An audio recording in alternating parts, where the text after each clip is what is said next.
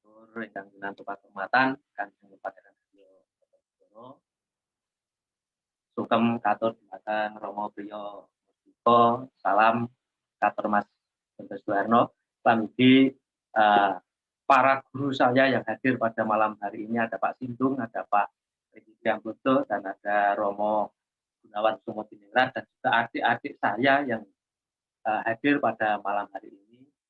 Nuwun sewu, sedikit saya matur terkait tentang wayang pembahasan senajan to plungsu ning derek ugi.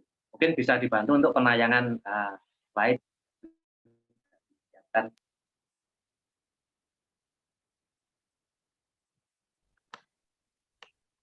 Oke.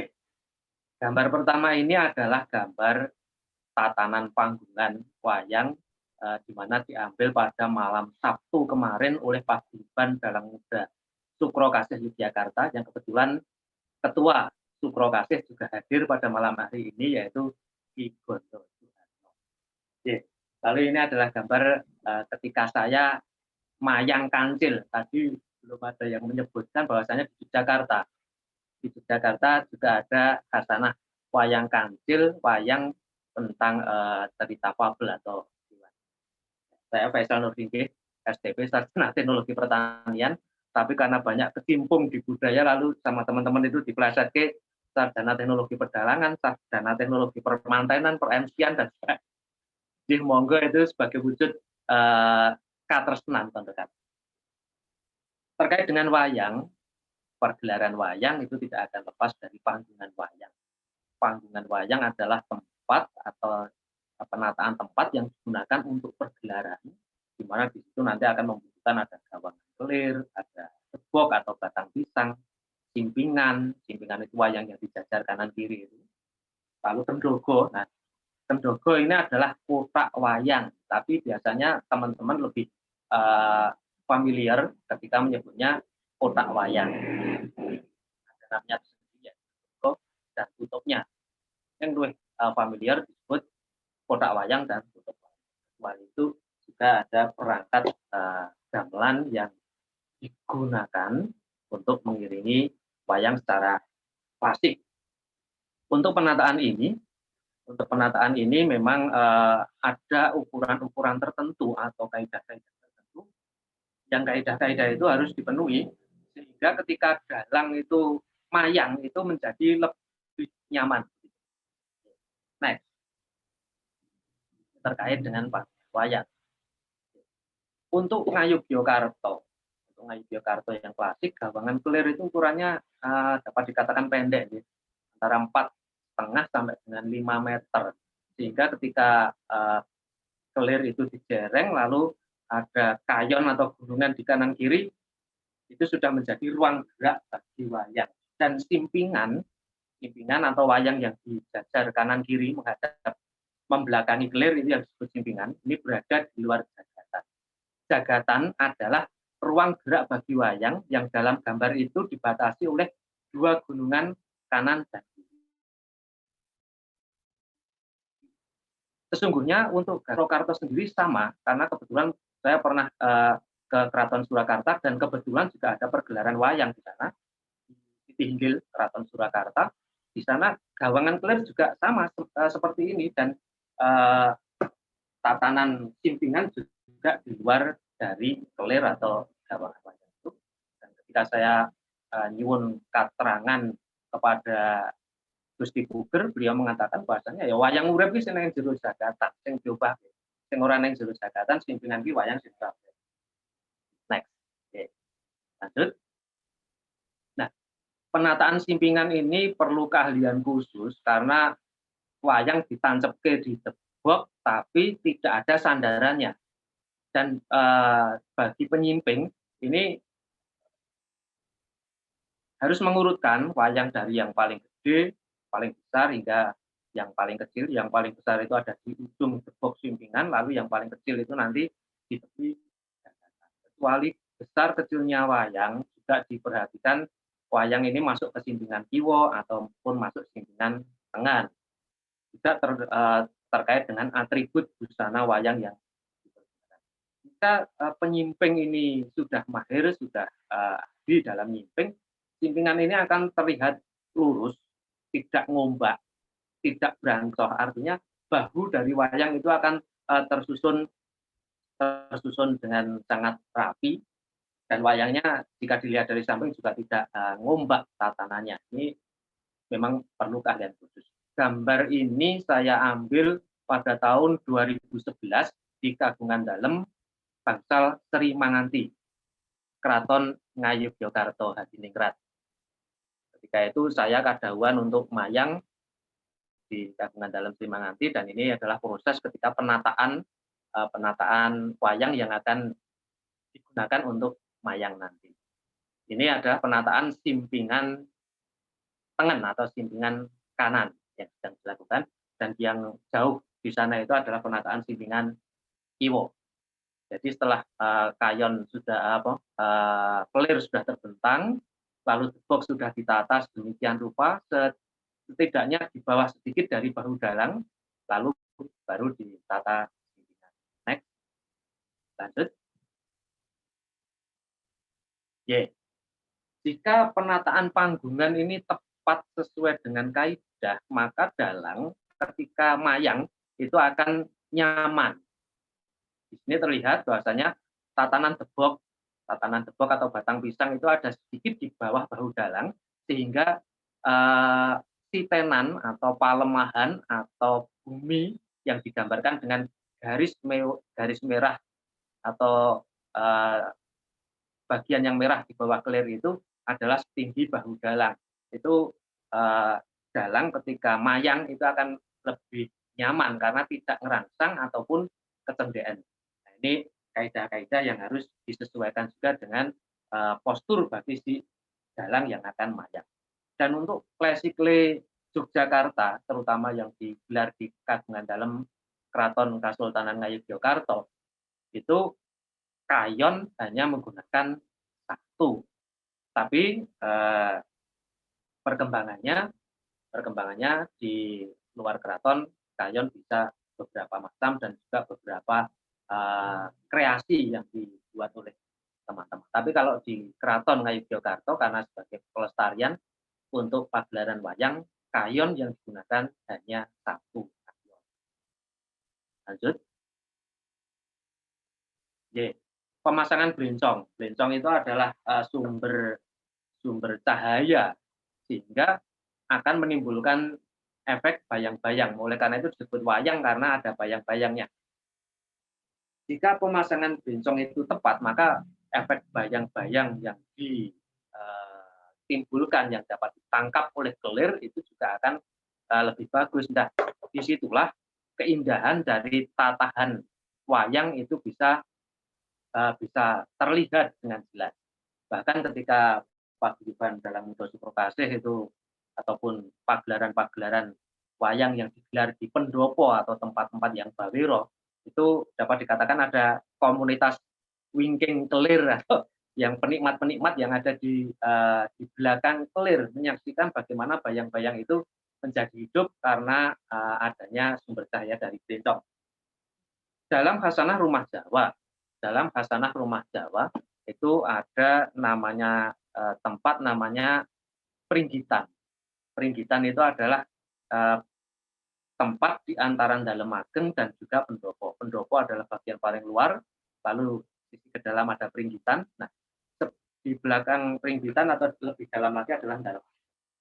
Dalam Pringgitan itu digunakan untuk menggelar wayang dengan cara membuka pintu utama dari Dalem Ageng, lalu kelir dibentangkan di depan pintu itu, sehingga masyarakat awam itu akan melihat wayang dari depan, melihat bagaimana gebyare wayang, bagaimana keindahan sumbingan, bagaimana tatanan gamelan dan sebagainya, itu oleh masyarakat awam ditonton dari pendopo.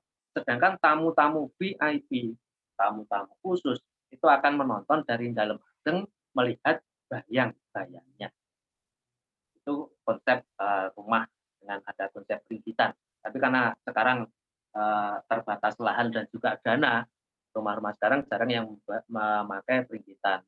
Pringgitan masih ada biasanya di dalam-dalam kepengirahan. Next, lanjut. Ya, ini adalah salah satu keindahan wayang dilihat dari belakang kelir, bagaimana tatahannya, bagaimana resike dalang dalam sabetan, itu akan terlihat dari belakang kelir. Bagaimana tancepan, nancepke wayang, garis pembatas antara hitam putih itulah disebut garis sitenan.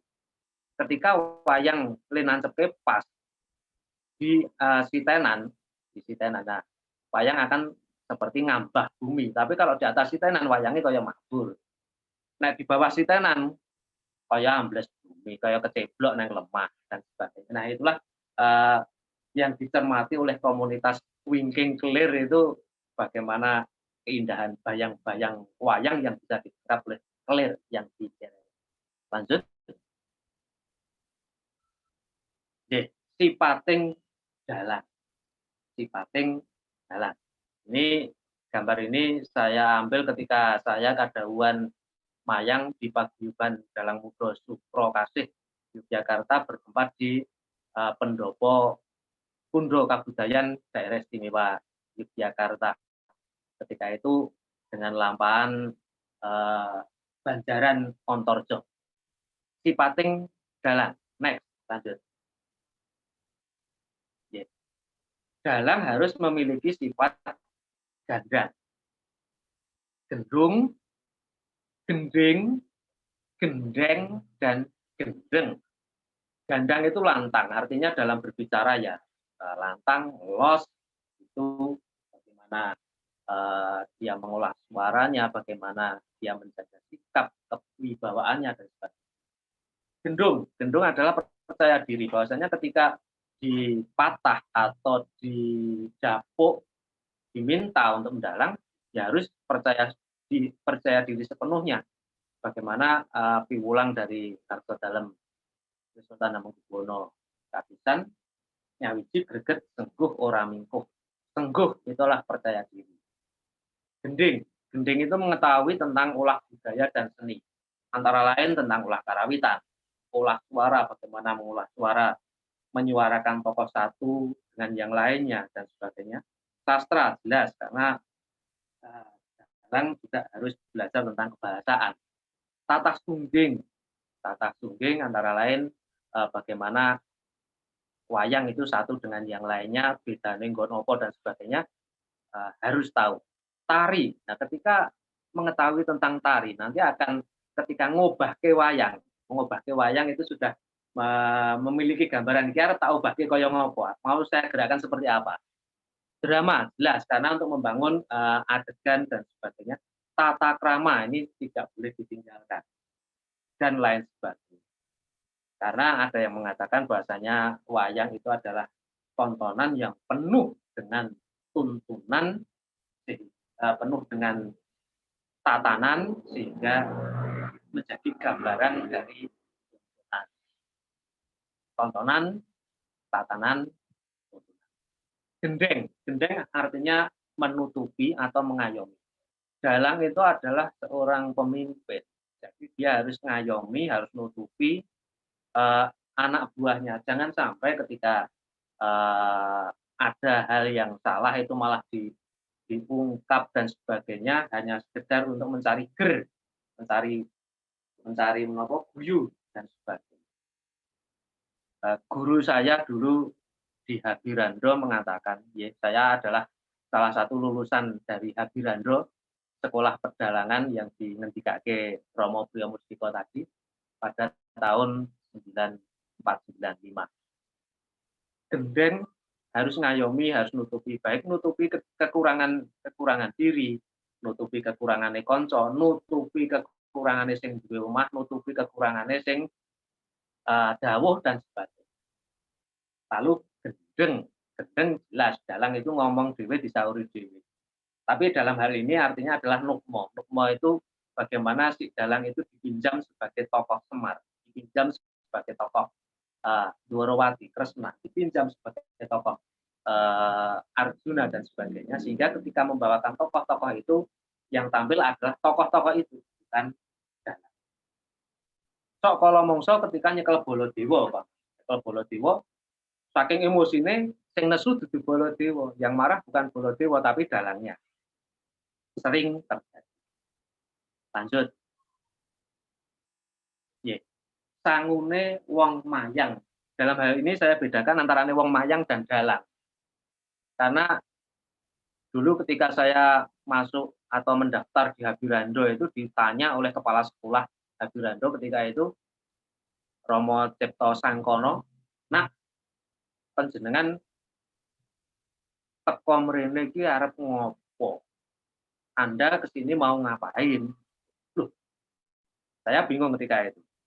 Bagaimana tuh ini wong ada tulisan di dinding itu Pamulangan Dalang Habirando. Tapi kok saya daftar kok malah ditakoni arep ngopo.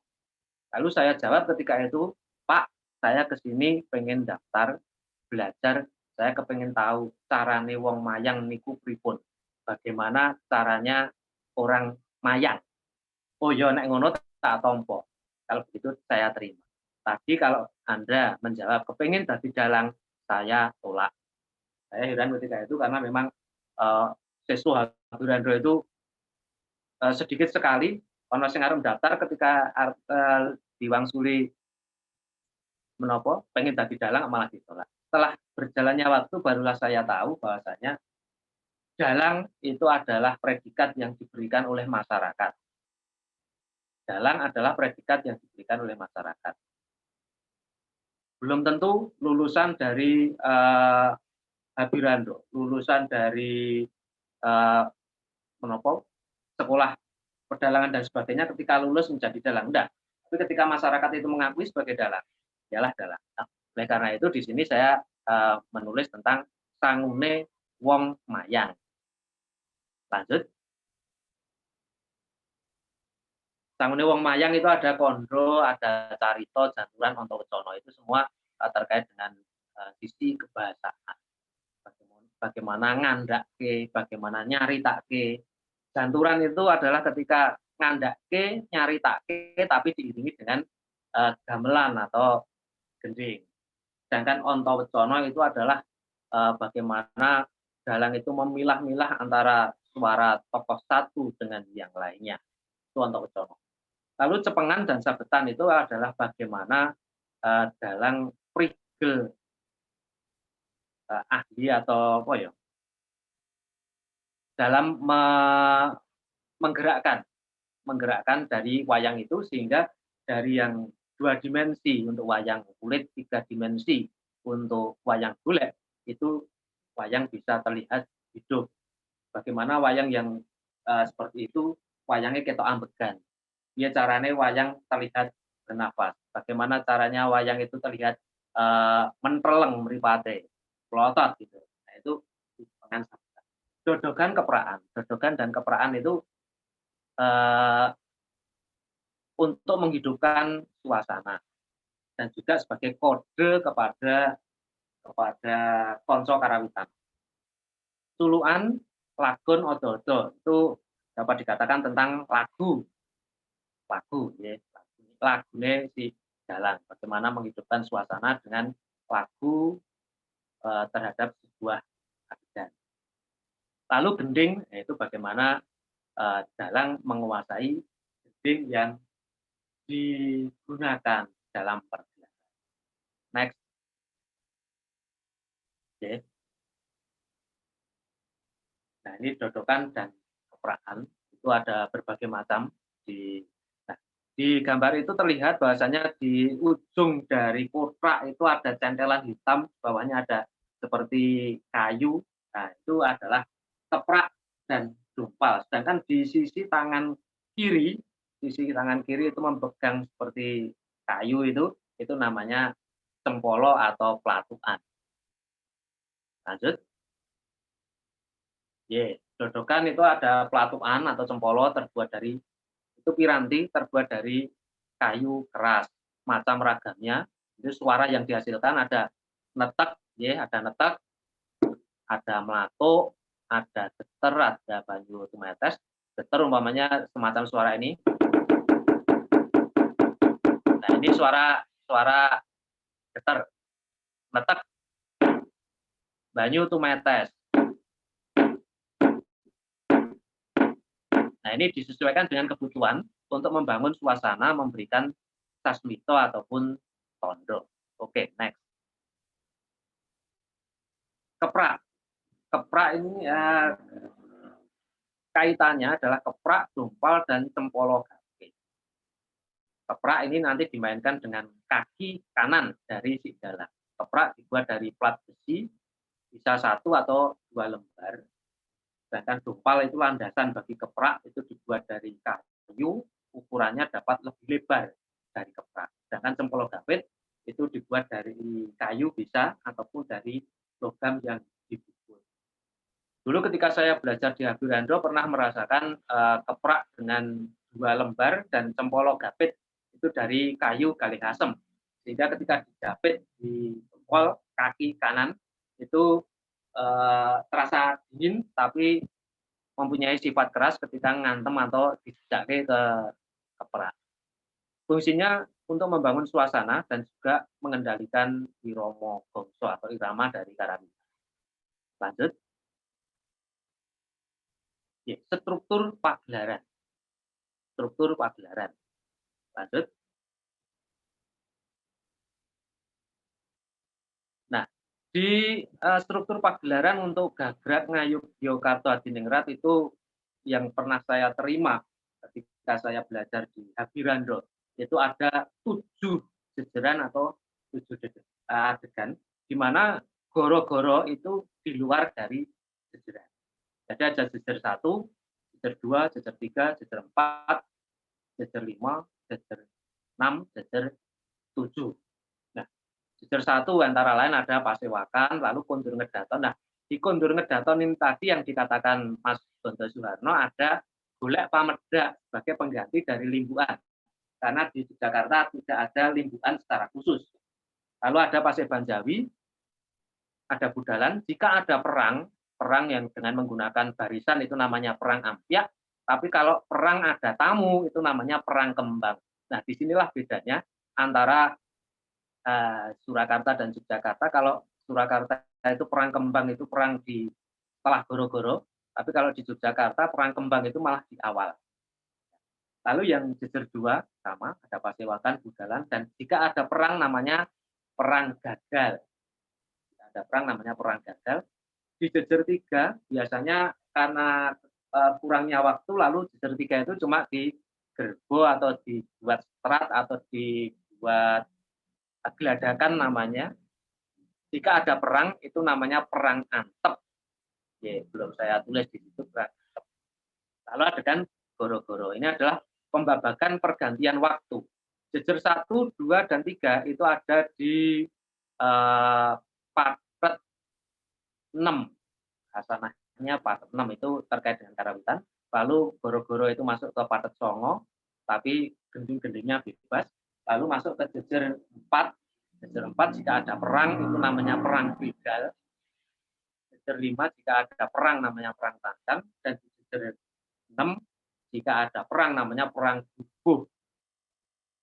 Jejer 7 adalah jejer pungkasan, dan di jejer pungkasan inilah yang tadi dikatakan oleh Ki Gonto Suharno ada pertunjukan golek panutup.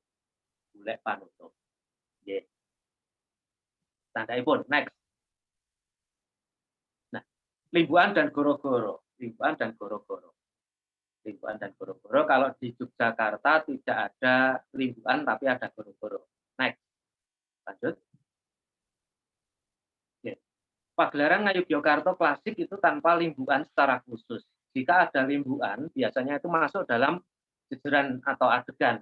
Umpamanya ada di taman, ya, jejeran putri di taman, di situ ada limbu dan cangek. Nah, ini omong-omongan gitu, tapi tidak ada waktu khusus untuk adegan limbuan.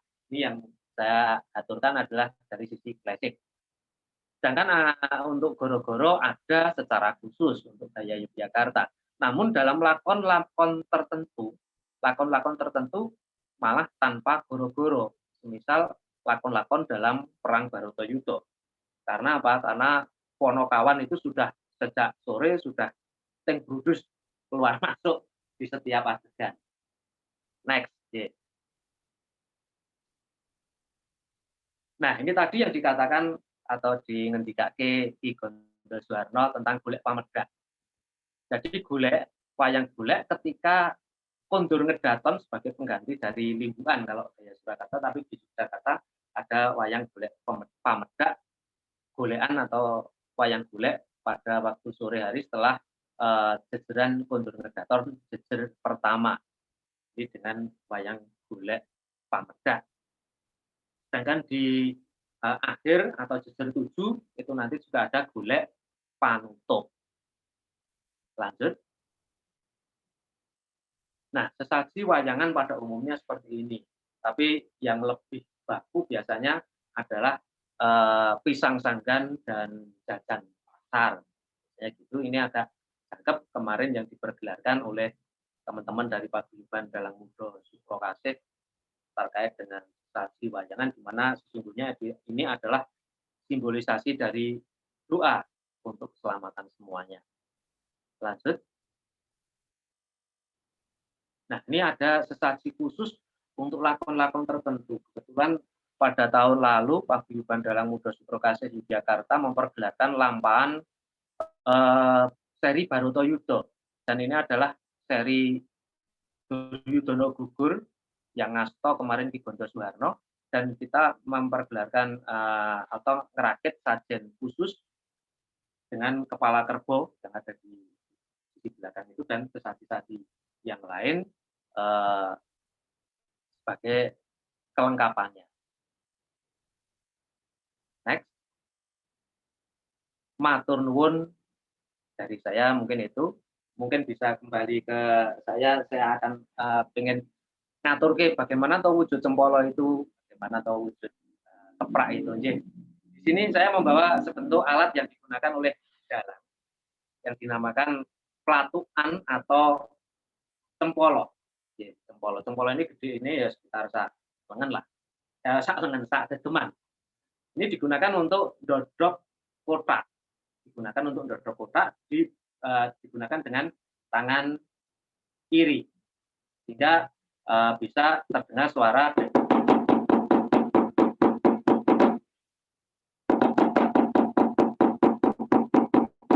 Dimas Arjuna, Pulo Poko Prabu, dan sebagainya. Ini yang digunakan adalah platukan atau yang disebut juga dengan cempolo. Di sisi lain juga ada yang tadi saya aturkan adalah cempolo gapit. Cempolo gapit dibuat dari besi yang dibubut, lalu ini nanti dijapit dengan jempol tangan, jempol kaki kanan, di mana ini nanti akan dihantamkan atau dijejak ke keprak. Nah, keprak untuk Yogyakarta biasanya ada yang selembar, ada yang 2 lembar, sehingga untuk Yogyakarta ketika kepraknya dari plat besi dan juga dengan cempolo dari besi, maka akan terdengar ting. Dan jika sudah disatukan dengan dompal, mungkin ini bisa saya perlihatkan di sini. Di sini ada dompal, ya, ini ada dompal dan juga keprak ini akan berbunyi dan sebagainya. Ini adalah kelengkapan dari dalang yang digunakan. Lalu untuk wayangnya sendiri, otomatis ketika berbicara tentang Gagrak Ngayogyakarta, memang menggunakan wayang-wayang Gagrak Ngayogyakarta yang dimana antara wayang yang dimainkan dengan gagrak lain itu jelas ada bedanya. Sebagaimana tadi Romo Priyo Mustiko juga ngendikaken, umpama gunungan, di mana gunungan untuk Yogyakarta ini ada gambar air, ya, gunungan. Lalu di sisi tepi ini tanpa wengkon. Tapi untuk gunungan yang gaya Surakarta, bisa saya gaya Surakarta ini ada wengkonnya, ada wengkonnya dan tidak ada gelombangannya. Yang antara lain, umpama perlu mirsani perbedaan antara kayon Jogja dan Surakarta. Lalu untuk wayang-wayang yang lain pun tadi dingendikake bahwasanya nek Jogja iki jinjit. Jinjitnya di sini, di belakang ini. Jadi seandainya ini garis lurus, maka kaki belakang wayang ini akan terlihat agak ke atas atau jinjit.